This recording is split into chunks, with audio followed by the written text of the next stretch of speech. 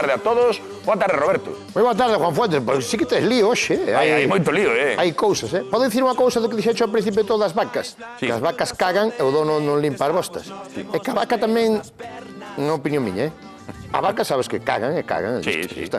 Pero tamén a veces cagan e siguen andando, debían para. E caga todo xunto. Para que non espallaran moito, non? Claro. Vale. Eu que me criei na aldea, a min daba moita rabia eso. Vale, eres unha vaca, caga onde che día a gana, non me importa. Pero quédate quieta, para que recollo nun punto na máis. De momento, ximos falar cos veciños que teñen este conflicto, se atopamos alguén que poida falar coas vacas para que consigan isto, buscarémolo tamén. Bicha amiga que teño aquí. Ahora ben, amiga, pero víamos, antes de nada, Roberto, é que víamos aí imaxes de Galiano de Isi no Acópara de Cerceda, hoxe temos unha sorpresa para Galiano, non? Temos unha sorpresa para Galiano, podémoslo dicir ou no, nada, non podemos dicir nada, non? Algo sí. Tens bastante que ver, Titi, bueno, verás. Galiano ten un neto que xoga no Celta, un fenómeno, Sí. Un fenómeno. Javi se chama. Sí. Un fenómeno. E temos unha sorpresa por aí Un fenómeno, marcolle un gol a Tomadrid. E ele se emociona moito cando fala Sí, de neto. é E verdade. hoxe hai unha sorpresa para Galiano que estamos ben seguros que lle vai gustar. Vai a pinta le va a Galiano. Pero non me digas que non parezo sheriff. Que é o sheriff? Mira, mira, mira. Camisa aberta, que vergüenza máis grande. Se eu ve alguén, por favor. Dios mío, terrible. Contado estamos. Duras imaxes, no Acópar de Cerceda con Duras Galiano. imágenes. Pero non ves, é que parece o sheriff. Que vai matar, falta así un pitillo aquí e as pistolas.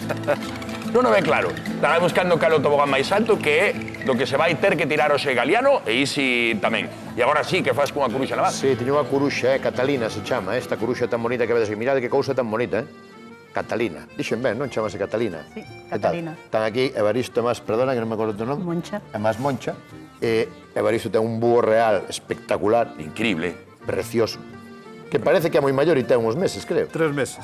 E eu teño esta curuxa que é Catalina, Ten 8 anos. que ten 8 anos. Mira ti. E mira que espabilada Non se lle está. botan, Mira, mira que tranquila está. Aí está. Vamos a falar de, bueno, de animales parecidos a este, porque en Vigo Sí. queixaronse os veciños que en Vigo, bueno, non é un búho deste exactamente, pero un parecido, creo que é un búho de orellas europeo, Efectivamente. fai un ruido pola noite que é ese, Un outillo común. que parece unha alarma. Sí. Unha máquina dando marcha atrás tamén, non? Iba a decir, é o camión da basura. a ver Parece, se se non? Un equivocaron. camión cando dá marcha atrás. Claro, e a xente estaba alarmada, chegou incluso a chamar a policía porque non podían dormir, estaban preocupados de onde viña ese son. E entón preguntámonos, Evaristo, pode ser o causante este pequeno paxaro?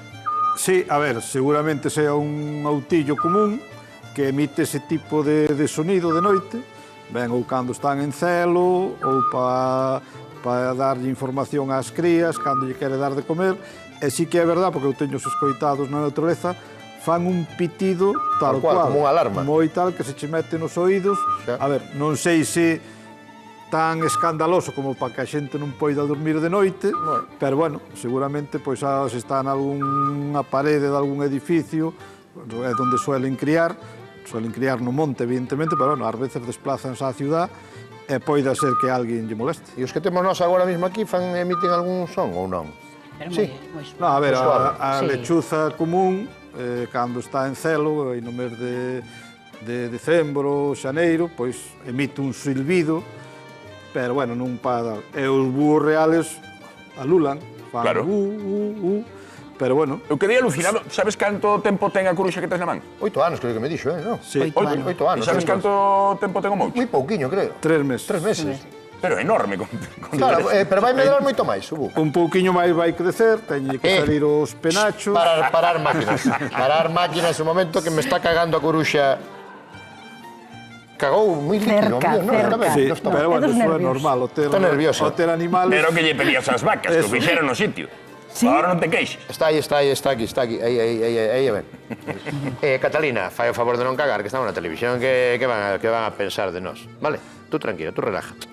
Estar tranquila, verdad?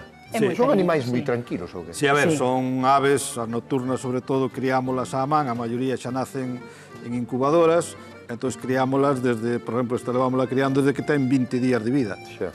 E criámola á man, socializámola con xente... Pero son nocturnas, pero abre día.